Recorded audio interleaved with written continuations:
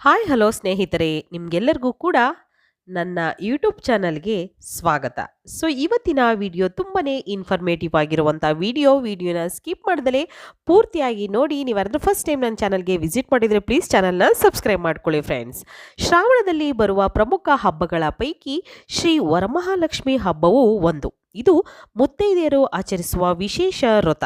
ಧನ ಸಂಪತ್ತಿನ ಒಡತಿಯ ಆರಾಧನೆ ಅಷ್ಟೇ ಅಲ್ಲ, ವಿದ್ಯಾ ಬುದ್ಧಿ ಧಾನ್ಯ ಸೇರಿ ಎಲ್ಲ ಒಳಿತುಗಳನ್ನು ಆಹ್ವಾನಿಸುವುದಕ್ಕಾಗಿ ಇರುವ ವ್ರತ ಎಂದರೆ ತಪ್ಪಲ್ಲ. ಹೀಗಾಗಿ ಈ ಒಂದು ಲೋಕೋದ್ಧಾರದ ವ್ರತ ಆಚರಣೆಯೂ ಹೌದು. ಶ್ರಾವಣ ಮಾಸವನ್ನು ಹಬ್ಬಗಳ ಹೆಬ್ಬಾಗಿಲು, ಇದರ ತಪ್ಪಾಗಲಾರದು. ಕಾರಣ ಅಲ್ಲಿಂದ ಪ್ರಾರಂಭವಾಗುವ ಹಬ್ಬಗಳು ಕುಟುಂಬ ಸಮೇತ ಹಲವಾರು ವಿಧದಲ್ಲಿ ದೇವತಾರಾಧನೆ ಎಂದು ಮಾಡಲು ಅನುವು ಮಾಡಿಕೊಡುತ್ತದೆ. ಶ್ರಾವಣ ಮಾಸದಲ್ಲಿ ನಾಗರ ಪಂಚಮಿಯ ನಂತರ ಬರುವ ಪ್ರಮುಖವಾದ ಹಬ್ಬ ಶ್ರೀ ವರಮಹಾಲಕ್ಷ್ಮಿ ವ್ರತ. ಈ ಲಕ್ಷ್ಮಿ ನಮಗೆ ಹಣ ಹಾಗೂ ಐಶ್ವರ್ಯ ನೀಡುವ ದೇವತೆ ಎಂಬ ಕಲ್ಪನೆ ಇದೆ. ಆದರೆ ಸತ್ಯವಾಗಿ ನೋಡಿದರೆ ವಿದ್ಯಾ ವೀಣಾ ಲಕ್ಷ್ಮಿಯಾಗಿ ವಿದ್ಯಾರ್ಥಿಗಳಿಗೆ ವಿದ್ಯೆ, ಧಾನ್ಯ ಲಕ್ಷ್ಮಿ ಸ್ವರೂಪದಲ್ಲಿ, ರೈತರಿಗೆ ಹಾಗೂ ನಮ್ಮ ಮನೆಗಳಲ್ಲಿ ಧಾನ್ಯ ತುಂಬಿ ವೀರಲಕ್ಷ್ಮಿಯಾಗಿ ಎಲ್ಲೆಡೆ ನಮಗೆ ಜಯ ತಂದು ಕೊಡಲು ಅಷ್ಟಲಕ್ಷ್ಮಿ ಸ್ವರೂಪದಲ್ಲಿ ಆ ಲಕ್ಷ್ಮೀ ದೇವಿ ನಿರಂತರವಾಗಿ ಅವಶ್ಯ ಇರುವಂತಹ ಮಹಾಲಕ್ಷ್ಮಿ ದೇವಿಯನ್ನು ಶ್ರಾವಣ ಮಾಸದ ಹುಣ್ಣಿಮೆಗೂ ಮೊದಲು ಬರುವ ಶುಕ್ರವಾರದಂದು ವರಮಹಾಲಕ್ಷ್ಮಿ ಸ್ವರೂಪದಲ್ಲಿ ಆಚರಣೆ ಮಾಡಲು ಭವಿಷ್ಯೋತ್ತರ ಪುರಾಣದಲ್ಲಿ ಸಾಕ್ಷಾತ್ ಪರಶಿವನೇ ತಿಳಿಸುತ್ತಾನೆ.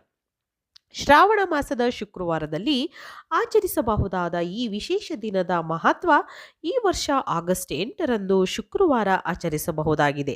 ವರಮಹಾಲಕ್ಷ್ಮಿ ಹಬ್ಬ ದಿನದಂದು ಲಕ್ಷ್ಮೀ ದೇವಿಯ ಕೃಪೆಯನ್ನು ಪಡೆದು ಕುಟುಂಬದ ಎಲ್ಲ ಸದಸ್ಯರಿಗೂ ಐಶ್ವರ್ಯ, ಆರೋಗ್ಯ, ಸಮೃದ್ಧಿ, ಶಾಂತಿಯನ್ನು ತರುವ ಶಕ್ತಿ ಹೊಂದಿರುತ್ತದೆ.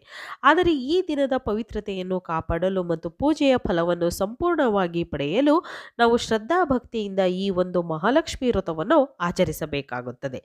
ಈ ದಿನದಂದು ಅರಿಶಿಣ ಹಾಕಿದ ನೀರಿನಲ್ಲಿ ಸ್ನಾನ ಮಾಡಿದರೆ ಅಥವಾ ಸ್ನಾನಕ್ಕೂ ಮುನ್ನ ದೇಹಕ್ಕೆ ಸ್ವಲ್ಪ ಅರಿಶಿಣ ಹಚ್ಚಿದರೆ ದೇಹ ಪಾವನವಾಗುತ್ತದೆ. ಇದರೊಂದಿಗೆ ದೈವಿಕ ಶಕ್ತಿಯ ಅನುಗ್ರಹವು ಲಭಿಸುತ್ತದೆ ಎಂಬ ನಂಬಿಕೆ ಇದೆ. ಈ ವಿಧಾನವು ಲಕ್ಷ್ಮೀ ದೇವಿಯ ಅನುಗ್ರಹವನ್ನು ಸೆಳೆಯುವ ಮೊದಲ ಪಾದವಾಗಿರುತ್ತದೆ. ಲಕ್ಷ್ಮೀ ದೇವಿಯನ್ನು ಪೂಜಿಸುವಾಗ ಕಳಶ ಸ್ಥಾಪನೆ ಅತ್ಯಂತ ಪ್ರಮುಖವಾಗಿರುವಂತಹದ್ದು. ಕೆಲವರು ದೇವಿಯ ಮುಖವಾಡ ಇಟ್ಟು ಪೂಜಿಸುವಂತೆ ಮಾಡಿದರೂ ಶಾಸ್ತ್ರ ಪ್ರಕಾರ ಕಳಶ ಸ್ಥಾಪನೆಯೇ ಶ್ರೇಷ್ಠ. ಇದರಲ್ಲಿ ಶುದ್ಧ ನೀರನ್ನು ತುಂಬಿ ತಾಮ್ರ ಅಥವಾ ಬೆಳ್ಳಿಯ ಪಾತ್ರೆ ಬಳಸಬೇಕು. ಅದರ ಮೇಲೆ ಹಣ್ಣಾಗಿ ಆರಿಸಿದ ತೆಂಗಿನಕಾಯಿ ಇಡಬೇಕು. ಈ ತೆಂಗಿನಕಾಯಿಗೆ ಅರಿಶಿಣವನ್ನು ಉಪಯೋಗಿಸಿ ಸಂಪೂರ್ಣ ಹಚ್ಚಬೇಕು ಹಾಗೂ ಕುಂಕುಮದ ಬೊಟ್ಟು ಹಾಕಬೇಕು. ನಂತರ 5 ಮಾವಿನ ಎಲೆಗಳು ಅಥವಾ ವಿಳೆದೆಲೆಗಳನ್ನು ತೆಂಗಿನಕಾಯಿಯ ಸುತ್ತಲೂ ಇರಿಸಬೇಕು. ಈ ಕ್ರಮ ದೇವಿಯ ಶ್ರದ್ಧೆ, ಪೂರ್ಣ ಪ್ರತಿಷ್ಠೆಯ ಸಂಕೇತವಾಗಿದೆ.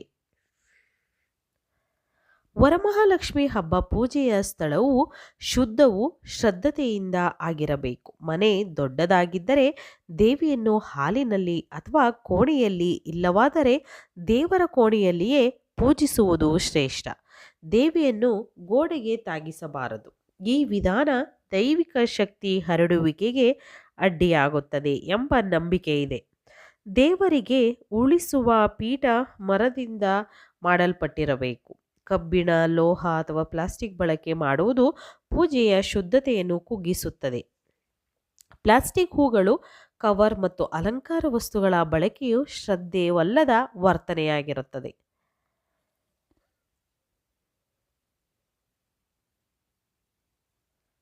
ಪೂಜೆಯ ಸಮಯ: ಬೆಳಿಗ್ಗೆ ಬ್ರಾಹ್ಮಿ ಮುಹೂರ್ತದಲ್ಲಿ 4 ಗಂಟೆಯಿಂದ 5:30ರವರೆಗೆ ಇದೆ.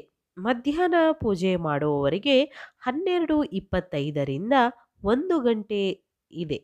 ಸಂಜೆ ಗೋಧೂಳಿ ಸಮಯದಲ್ಲಿ ಮಾಡುವಂತಹ ಪೂಜೆಗೆ 5:30ರಿಂದ 6 ಗಂಟೆವರೆಗೂ ಟೈಮ್ ಇದೆ. ನಿಮಗೆ ಸಮಯ ಆದಾಗ ಖಂಡಿತವಾಗ್ಲೂ ಈ ವರಮಹಾಲಕ್ಷ್ಮಿ ಹಬ್ಬವನ್ನು ಆಚರಿಸಿ. ಲಕ್ಷ್ಮೀ ದೇವಿಯನ್ನು ಶೃಂಗಾರದಿಂದ ಅಲಂಕಾರ ಮಾಡುವುದು ತಾಯಿಯ ಸೌಂದರ್ಯದ ಪ್ರತಿರೂಪ. ಅದೇ ರೀತಿ ಈ ದಿನ ಮಹಿಳೆಯರು ಸಾಂಪ್ರದಾಯಿಕವಾಗಿ ಒಡವೆಗಳನ್ನು ಧರಿಸಿ ಪೂಜೆಯಲ್ಲಿ ಭಾಗವಹಿಸಬೇಕು. ಇದರಿಂದ ಸೌಭಾಗ್ಯದ ಕಿರಣ ಮನೆತನಕ್ಕೆ ವಿಸ್ತಾರಗೊಳ್ಳುತ್ತದೆ.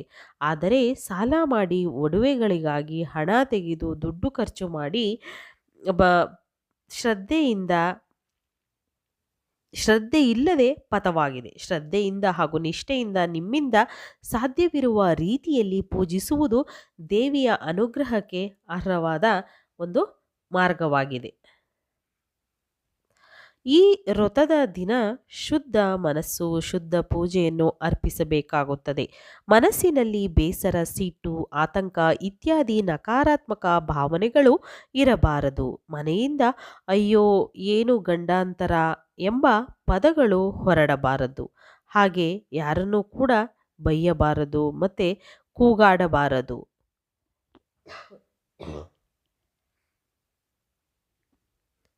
ಸಿಟ್ಟು ಮಾಡಿಕೊಳ್ಳುವುದಾಗಲಿ ಪೂಜೆಯ ಪವಿತ್ರತೆಗೆ ಧಕ್ಕೆ ತರುತ್ತದೆ. ಬದಲಾಗಿ ದಿನವಿಡೀ ಶಾಂತವಾಗಿ ಸಂತೋಷವಾಗಿ ಪ್ರಾರ್ಥನೆಯಿಂದ ಮನಸ್ಸಿನಿಂದ ಕಾಲ ಕಳೆಯುವುದು ಪೂಜೆಯ ಯಶಸ್ಸಿಗೆ ಸಾಕ್ಷಿಯಾಗುತ್ತದೆ.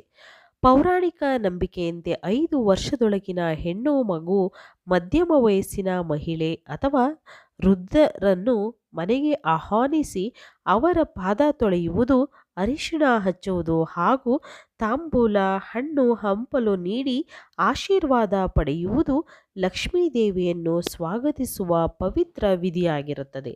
ಈ ಕಾರ್ಯದಲ್ಲಿ ತಾಯಿ ಲಕ್ಷ್ಮಿ ಲಭಿಸುತ್ತಾಳೆ ಎಂಬ ನಂಬಿಕೆ ಇದೆ. ಈ ವಿಧಿಯ ಮೂಲಕ ಮನುಷ್ಯರಲ್ಲಿ ದೈವತ್ವವಿದೆ ಎಂಬ ಧಾರ್ಮಿಕ ತತ್ವ ಪ್ರತಿಬಿಂಬಿಸುತ್ತದೆ. ಮಹಾಲಕ್ಷ್ಮಿಯ ಜೊತೆ ಸ್ಮರಿಸಬೇಕಾದಂತಹ ಇತರ ದೈವಿಕ ಶಕ್ತಿಗಳು ಲಕ್ಷ್ಮೀದೇವಿಯ ಪೂಜೆಯ ಜೊತೆಗೆ ವಿಷ್ಣು ದೇವರು ಮತ್ತು ಮಹಾಶಿವನ ಸ್ಮರಣೆಯೂ ಸಹ ಅಗತ್ಯವಾಗಿದೆ. ಈ ತ್ರಿದೇವರ ಜೀವನದ ಎಲ್ಲ ಸಾಂಸಾರಿಕ ಆಯಾಮಗಳ ಮೇಲೆ ಆಶೀರ್ವಾದ ನೀಡುವ ಶಕ್ತಿಯುಳ್ಳವರು. ವಿಷ್ಣು ದೇವರು ಲಕ್ಷ್ಮಿಯ ಪತಿ ಮತ್ತು ರಕ್ಷಕ, ಮಹಾದೇವರು ಐಶ್ವರ್ಯದ ನಿರ್ವಾಹಕ ದೇವತೆ, ಕುಬೇರನಿಗೆ ಆಶೀರ್ವಾದ ನೀಡುವ ದೇವ. ಹಾಗಾಗಿ ಪೂಜೆಯ ದಿನ ಮಹಾದೇವರ ಸ್ಮರಣೆಯೂ ಕೂಡ ಒಂದು ರೀತಿಯಲ್ಲಿ ಮಹತ್ವದ್ದಾಗಿದೆ.